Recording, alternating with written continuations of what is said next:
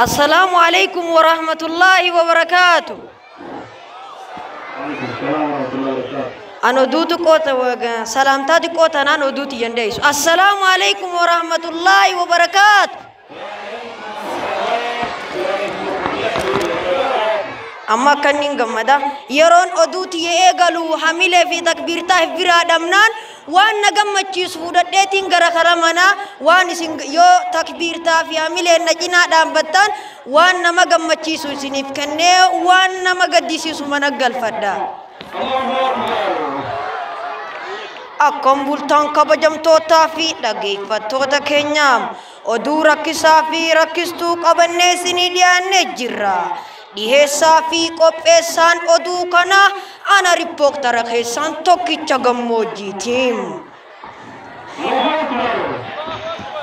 Kadeessa kuulonni lama wallolanii kubbaayyaa haadha sulee cabsan. Haati sulee kabaltii kubbaayyaa kana isaan lachuurraa marxoota akka hiikuudhaan barraada haadha suleetirraa oduun nu gahem.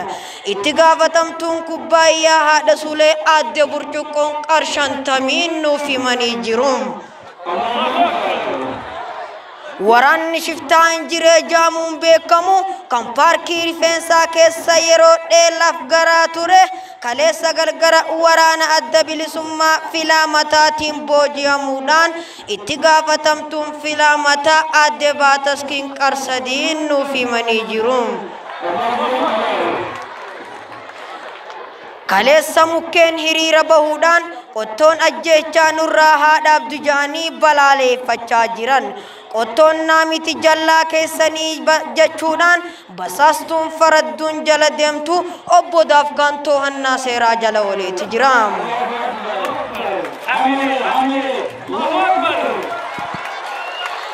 Aadde Furrii fi obbo Qonyonyaan kaleessa galgala sooftii fi harki ilmi namaa ajjechaa nurraa haadhaa bujaanii akka balaaleeffachaa jiran muummichi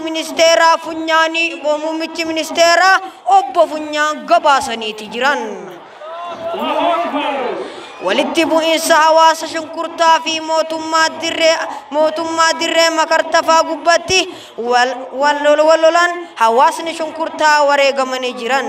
Pirezidaantiin dimokiraawwataa fi distii obbo Cilfaan aadde shunkurtaa wareegamuudhaan baay'ee gammadan.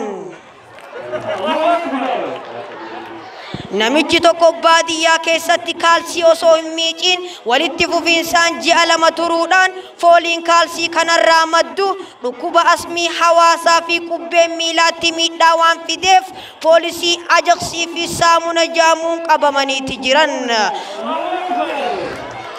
Aadde Fasaashiin qarshantamii mana hidhaa saaffaatti hidhamanii obbo Bishaaniin akka miicaman itti murteessitee jirti. Yeroo ammaa kana keessatti dargaggoonni hedduun mana hidhaa jaalalaa keessatti dararamaa akka jiran itti gaafatamaan mana hidhaa aadde Galmaan geessuun jaalalaa kiisiin dabarsiteeti jirti.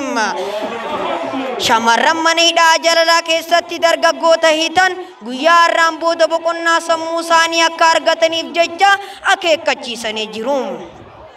Araddaa kortaa aanaa dhakaan ganda bishaanii keessatti simintoo fi cirrachi wal fuudhuudhaan makiinaan aruuza isaanii obbo Dangaraa fi aadde Akaafaa yoo ta'u simintoo fi cirrachi ilmoo maqaan isii bulkoota jamtu dhalanii yeroo dheeraaf mana keessatti wajji jiraachaa jiran.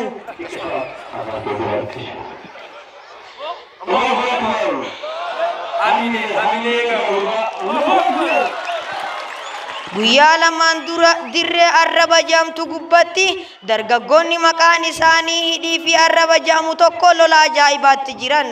Yeroo kana muummichi ministeeraa nyaataa obbo Harki lolli isaanii jabaa ta'uu agarraan poolisii qondoo fi barbaree jaamtu beekamtu itti ergee lola san qabbaneesse.